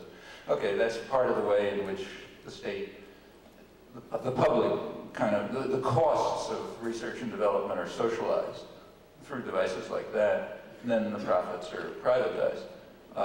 So there's all these mechanisms, and it's true, I think what you say is true. If workers had one vote, it would be a little different, but it's like, you know, barely changes it. Have a corporation where the workers have one vote and nobody has any other votes. Nobody has any. Yeah, okay, but that's back to the insight of the factory girls, you know, the young women from the farms. Capital has the right to leave that. They don't want to. Okay, fine. That's going back to the early 19th century, when working people in, or Abraham Lincoln, you know, when working people in eastern Massachusetts said that those who work in the mills ought to own them. Yeah, that's the, makes sense. Okay, then there's no right of property, as Madison misleadingly put it. Certainly no right to command other people, to rent other people. That's what Lincoln condemned as virtually equivalent to slavery. Yeah, I agree with that. But that's, remember, you're not going out of the mainstream of American thought if you say that. You're right in the middle of the mainstream through most of American history and right back to its roots. I think that's important to bear in mind. What is your analysis of the obsession to balance the federal budget? What are the implications regarding military spending and corporate welfare? Well, you'll notice that the guys who want to balance the budget want to raise military spending. So take, say, the Heritage Foundation, which crafts policy for the right-wing Republicans and has all sorts of blather about the free market, but they're calling for increasing the military budget, okay? In fact, right after the 1994 election, you know, the big so-called conservative landslide, which actually amounted to a shift of about 2% in the vote in contested positions. Right after that, the first move that Clinton made, so here we're going to have a conservative government, you know, balance the budget, I mean, let's eliminate the government. Clinton's first move within weeks was to raise military spending beyond what had been allocated, and then Gingrich came along with a new congressional majority and raised it even further. Okay? Then the Heritage came along with this budget proposal and said it has to be even higher. So the idea is that military spending has to go up. Why does military spending have to go up? Well, you know, like, are we defending ourselves from the Martians or something? It doesn't have anything to do with that. I mean, military spending goes up, or actually the Pentagon budget is approximately, or actually higher in real terms than it was under the Nixon administration. It's roughly at Cold War levels, which tells you something. It means it's there for some other purpose. You know, that the story that it was there for the Cold War is mostly fraud because it stays the same. And that's shouldn't be a new insight because it was obvious all along. I mean, it's there for basically two other purposes, which remain real. There are intervention forces, that's true. They're mostly directed at the Persian Gulf region, which has always been the case. And after 1989, when the Cold War pretext disappeared, the government came clean, you know, like Bush's 1990 submission to Congress on the budget said we have to keep the Pentagon budget high. And so, in fact, it's interesting reading because they couldn't, you know, I couldn't use the Cold War pretext anymore. The Russians weren't coming. So it's interesting to read. It's a public document. They say, well, we have to keep the Pentagon budget high for two major reasons, and they're the right reasons.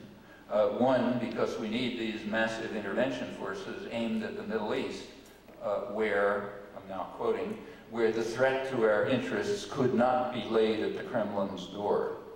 Okay, in other words, all the lies of the past years we throw away because there's no Kremlin anymore. The threats to our interests didn't come from them, which was, of course, always obvious. It comes from the people of the region who have a really weird idea. They think that the wealth of oil ought to go to them, not to New York and London. And you got to beat that idea out of their heads. So we have a whole system of control to do this, including a huge intervention system which goes all the way from Guam to the Azores right to the Indian Ocean, just in case the local system of control doesn't work out. So we have to keep that. The other thing he says is we have to maintain the defense industrial base. What's the defense industrial base? Well, that's the whole economic system. We have to maintain the industrial system, which has been relying on the whole Pentagon system. That includes NASA, and Department of Energy, and so on. It's been relying on it as the funnel that transfers public resources to private power. So you take a look at the dynamic sectors of the economy, you know, like engineers will tell you, computers, you know, electronics altogether, the internet, you know, fiber optics, satellites, you know, just aeronautical industry, obviously. Just look through the whole thing, and the research, the development, the innovation, the entrepreneurial ideas, and so on, that mostly comes out of the state system. And then when something works, you know, you hand it over to private power. Actually, a dramatic case right now is the internet. You know, big new thing, everybody, wave of the future. Well, where'd that come from? Pure state funding, right out of the Pentagon. Starts off as the ARPANET, you know, the military net, then taken over by the National Science Foundation, so public funds. That's what created the whole thing. Business simply wasn't interested. As late as 1994, that's how long ago, Bill Gates, the great entrepreneur, was unwilling even to come to a conference on the internet because he didn't see any commercial possibilities in it. So the state should keep paying it. State means people, you know, there's no entity, the state. That means the taxpayers should keep paying for it. Finally, they sort of broke into their minds that they can do something with it. It's a huge technique for, you know, expect huge advertising revenues and control people and home shopping service and this and that. So now it's been given over in 1996, Telecommunications Act, gave it over to private interests, and now they're figuring out a way to commercialize it and drive everybody else out. Yeah, that's the way the system works. So sure, you need Pentagon spending. Now, what about the balancing of the budget? Well, it's not going to cut back on, I mean, certainly Newt Gingrich isn't going to call for an end to Pentagon spending. If you call for an end to federal subsidies, his rich constituents start selling rags. He brings more federal subsidies to his district than any suburban district in the country outside the federal system itself, like outside of Arlington, Virginia. So he's the champion welfare freak in the country, and he's not going to kill that. And furthermore, he's smart enough to understand that that's true of the whole system. That's the way it works. So the federal subsidies to wealthy sectors, mostly through the Pentagon system, they're not going to change. So what's the balancing of the budget? Well, that means cut off any part of the federal system that works for people, okay? So like food for hungry children, that you have to cut. You have to cut the cycle of dependency. That's the big talk. You know, like Gingrich gives stern lectures to 7-year-old kids on how they have to learn responsibility and break out of the cycle of dependency. But he doesn't give that lecture to his wealthy, super rich constituents, you know, because they live on the cycle of dependence. They can talk about their conservative values and all that, but only as long as they're feeding at the public trough, you know. If they get into the market, they're dead. So yeah, balancing the budget is a technique of, it's a weapon, you know. It's a weapon of social control, which is designed to ensure that the opulent minority is protected against the majority, even more radically than usual, because public funds will go more and more only to them, instead of overwhelmingly to them, you know, almost all to them, and everybody else, you know, can live on the labor market somehow if they can survive. That's what balancing the budget is about. Actually, as a program, balancing the budget makes no sense at all. I mean, no enterprise lives with a balanced budget. I mean, like a household or a business, they all live on debt. You know, almost every, unless you're a hermit somewhere living in the woods, just about every household lives on debt. Like you have a mortgage and you borrow money to send your kids to college, and you know, certainly businesses are constantly living on debt. You know, you borrow money to invest and so on. That's the way any live system works. The purpose of preventing the federal government from doing this is to prevent it from doing things that might be helpful just to plain people. Okay. But meanwhile, you want to make sure, you know, that the parts that go to the rich, they continue. I was in a hotel this morning, so they have cable television. I turned on CNN. I can usually stand it for about 3 minutes. And the 3 minutes that I was able to stand it this morning, they had a little section on tax reform, which was a big debate. It was going to be a debate, so it was very well balanced. I mean, it had a guy from the Cato Institute, you know, sort of like off on Mars somewhere, and somebody from the Heritage Foundation, who's maybe, you know, half an inch closer, and some third guy who was about in the same ballpark. That was the debate on tax reform. And the proposal was, they were just differing on which way of changing things so that they could become more regressive would be the best. So like the guy from the Cato Institute says, let's have a sales tax. That's radically regressive. You know, it takes a huge amount from the poor and much less relative income from the rich, so that's really good. And the other guy had some other theory and so on. But all of these are techniques of social policy going to the same end, and balancing the budget is just a piece of it. It's a weapon. There's no economic reason for it, except, you know, privileging the rich. And meanwhile, you keep a powerful nanny state. That's important. You can't get along without that. The extent to which corporations rely on that is often not realized. If you're interested, the best technical, there's a very good technical study of this by 2 British economists just came out, the big technical study, the top 100 transnationals in the Fortune list. And they point out, among other things, that, first of all, they point out they're not really globalized. They're part of the, you know, they do point out that the globalization is mostly mythology. They're very nationally based. And furthermore, they rely very heavily on their own governments, the government where they're rooted. In fact, their conclusion is that the top 100 on the Fortune list of transnationals, all of them, they say, have benefited from industrial policies of their own government, and over 20 were able to survive as business enterprises because of takeover or bailout by their own government. That's over 20 out of 100. That includes, incidentally, Gingrich's favorite cash cow, Lockheed, which is the biggest employer in his district, which was bailed out by the Nixon administration with a several billion-dollar loan, otherwise it wouldn't exist. In fact, the whole thing exists only by government subsidy, but when they got into trouble, the public just bailed them out. Well, you know, that's the way the system works. It's a free market for the poor, you know, but not for the rich, and it never has been. Farmer. Could you comment on the recent Salvadoran elections and implications for democracy in the region? Well, the Salvadoran elections are a complicated story. I mean, in El Salvador, there was sort of a kind of a there wasn't a military victory, so it was a military standoff between the government, kind of state terrorist forces that the U.S. was running, and the guerrillas. So they kind of, you know, neither side was going to win, so they made some kind of deal.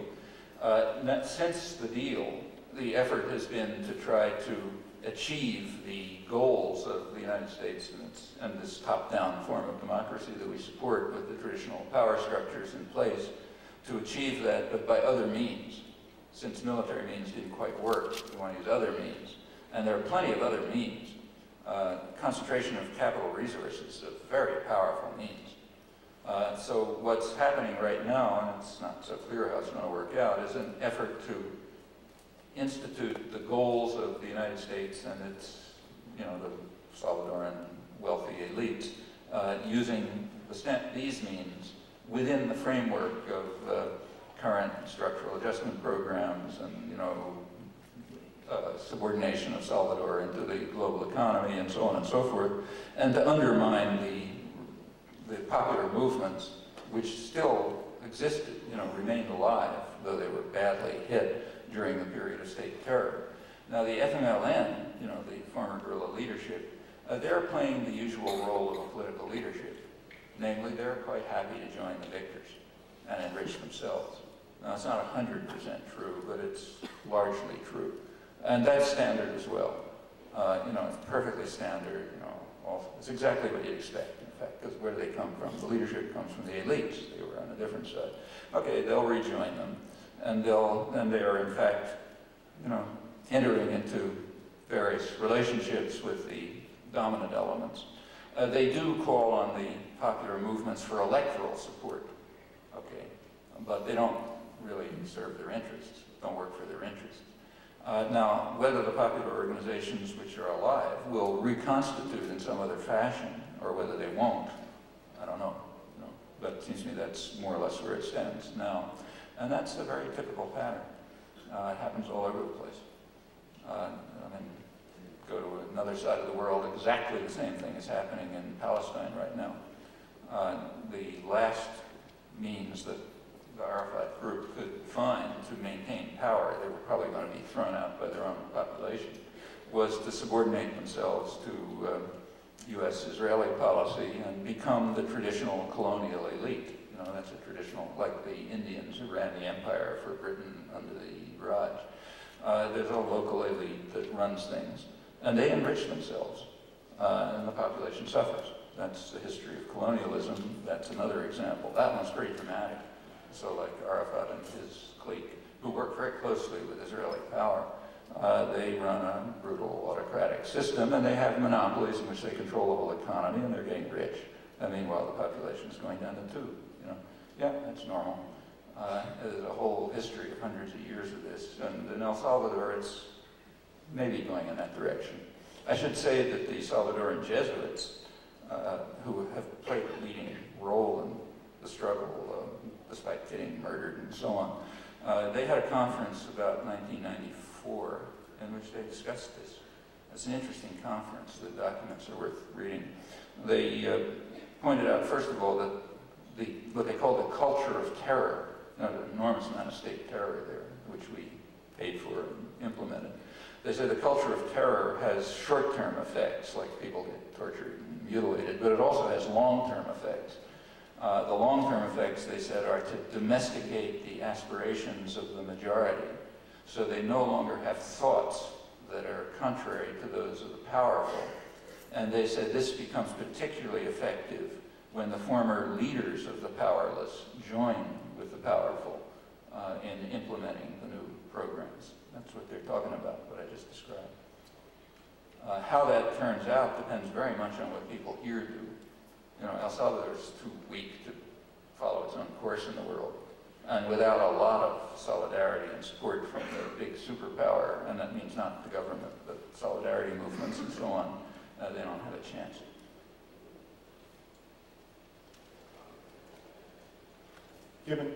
Given your take on human nature and on human history, would you say that elitism is an inevitable part of human society and thus social stratification? It's inevitable in the same sense that pathological murder is inevitable. I mean, if you have social arrangements in which pathological murderers happen to be privileged, they'll end up running the place. You know, you have social arrangements in which sort of nice people are privileged, they'll end up running the place. It's a matter of how, I mean, human nature has everything in it. Every one of us, you know, could be a torturer or could be a saint, you know, probably. You know, everybody's got the same capacities, more or less. I mean, maybe there's some differences, but not fantastic. And you see people shift easily from one to another. It depends on how the social institutions are set up. And, you know, most of human history is an effort to try to kind of, at least the sane parts of it, to reorganize social arrangements and social institutions so that the pathological tendencies of human character, which are doubtless there, get suppressed and the more constructive ones come into play. I mean, the same is true in a family, you know. You take a child in a family, you can set up arrangements in which one child will become a torturer to the next younger child. You know, anybody who's a parent knows this. Or you can set up arrangements in which they are supportive and helpful and so on. You know, it's both the same character. No, it's been pretty quiet here at the University of Minnesota for some time. It's been a mess, really, but quiet, and except for the unions, the university sold off its hospital to privatization. Unions are in trouble and so on. They were going to close down General College, which was a rainbow of colors, and people got out into the streets. They couldn't do it. So it's so good to see so many good people here today. And we, as we normally do, put some flyers on the chairs about the upcoming action at Alliant Text Systems, one of these totally, thoroughly undemocratic tyrannies in our community that makes about $1 billion worth of weapons systems to protect corporate rape and plunder around the globe. Landmines, cluster bombs, the rest of it. So I want to encourage people to come out and join us next week. You know, first at St. Stephen's Church, poet Robert Bly will be reading some poetry. And then come out and join us 6 a.m. Thursday, April 24th, as we block every door at their corporate headquarters. If you're ready to get busted, come and join us. If not, come and support us. Thanks. Let me just endorse that. For those of you who don't know if there are any around, that's Marv Davidoff, who's been upholding the conscience of Minnesota and a lot more for as long as I can remember.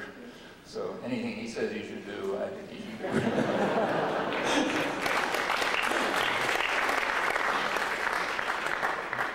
Well, today's lecture is summarized. The way I see it is to be controlled or not to be controlled. That's our question.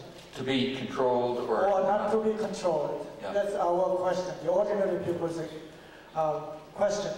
And you know, in your lecture at the end, you said that has been a popular struggle for several thousand years. But here, I have some ideas to combat this control freak. I'm sorry? Well, I would like to make some suggestions.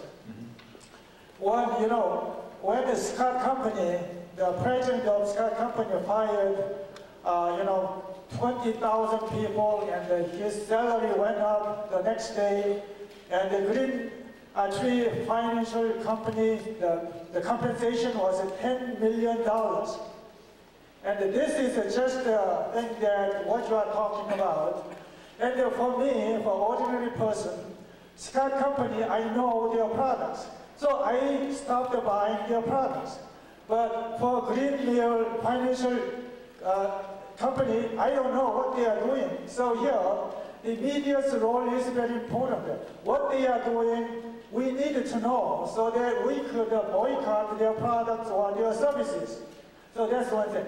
And then the other concern is As you mentioned, the IBM and the Siemens, they have a strategic alliance. This pits the people of the U.S. against the developing countries' people.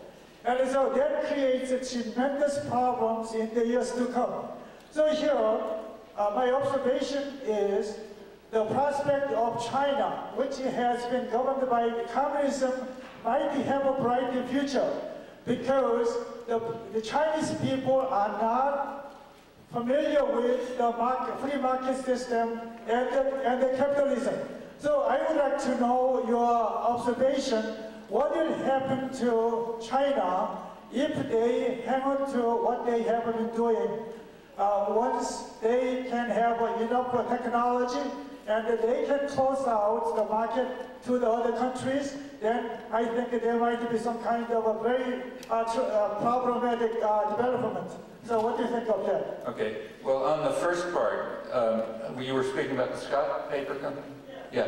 Well, look, remember, that is one of the tyrannical organizations that was established by the changes in the legal system early in this century, and you're not supposed to know what they're doing. A tyranny doesn't tell you what they're doing. It's unaccountable. Corporation is unaccountable. The only way you can find out what they're doing is if Congress uses its subpoena power, which they're not going to do because they usually work for them. Occasionally it happens, but very rarely. So the whole point of a tyranny is to protect itself from the public, so why should I tell you what they're doing? Whether you should stop buying their products or not, I don't know, that's a tactical question. The real question is why autocracies ought to exist. Like you don't ask the question, what's the best way to deal with, how can we make Bolshevism or fascism more tender, or kings, like the slave, you could have a slave system in which maybe you can appeal to the slave owner to be nicer to the slaves. Okay, that's probably good, but it's not the real point, The real point is the system of autocracy, and there's another one. As far as China's concerned, you say the Chinese people are not familiar with the free market. True, nor is anyone else, because there isn't any free market. That's all fraud. The United States, for example, take the United States, just like England before it, the United States became a major industrial power by radical violation of free market principles that include, first of all, very high protectionism. The United States is way in the lead in protectionism. That's how we developed a textile industry and a steel industry and energy and so on. But also it's just plain by state violence. Like the early Industrial Revolution was based on cheap cotton. How did cotton get cheap? Like, was it by market principles? No, cotton was cheap because you wiped out the native population and brought in slaves. That's sort of a slight violation of market principles. And in fact, the energy of the contemporary system, which is, oil was sort of like cotton in those days, it's done the same way. That's why we have those intervention forces. They are there to make sure that oil prices are within a certain range, not too high to harm the general economy, not too low to harm the energy corporations, which are mostly American, and also, crucially, to make sure that the profits from oil, which are enormous, flow back to the West. Well, that's the way free markets work. Free markets are okay for poor people. And if, in fact, you ask what would happen if China was to undergo a free market reform, real free market reform, yeah, they'd look like, like Russia, say.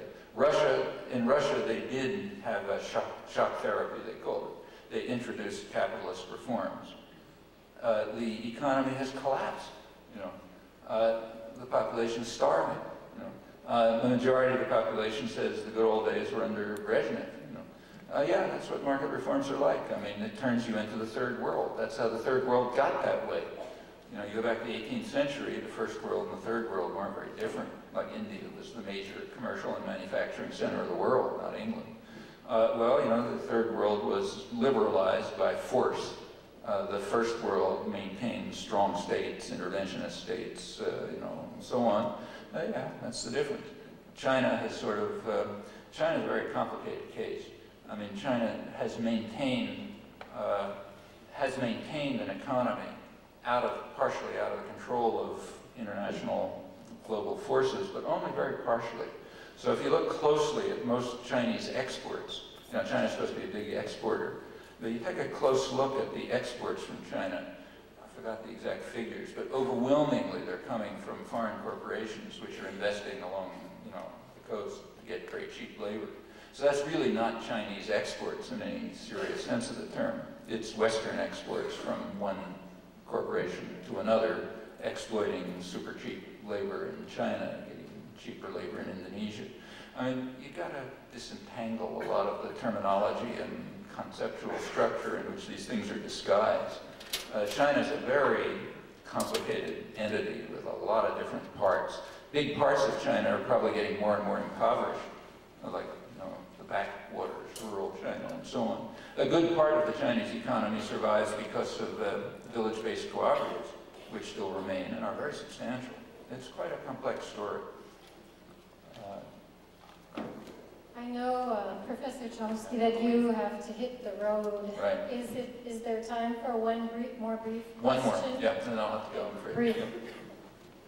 What would be your advice to the Diné people who are facing forcible relocation this year in Arizona? Mm-hmm.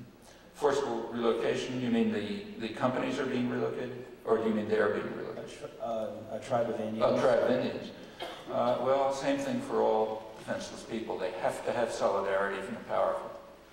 I mean, there is no way for defenseless people to fight against concentrated power unless the power is eroded.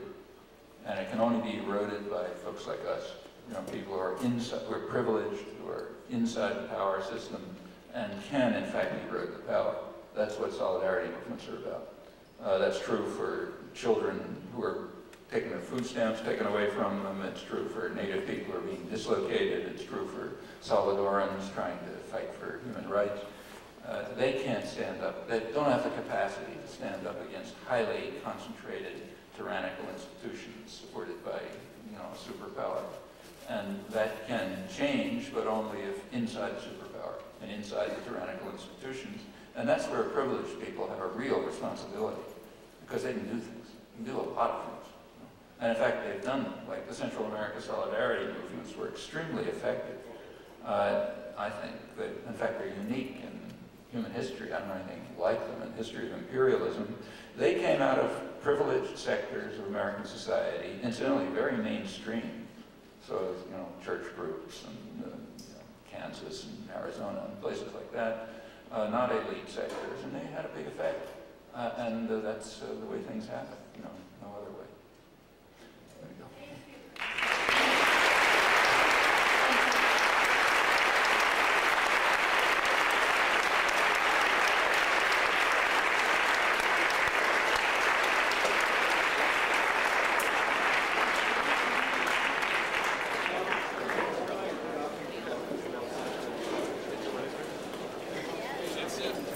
I really have to run.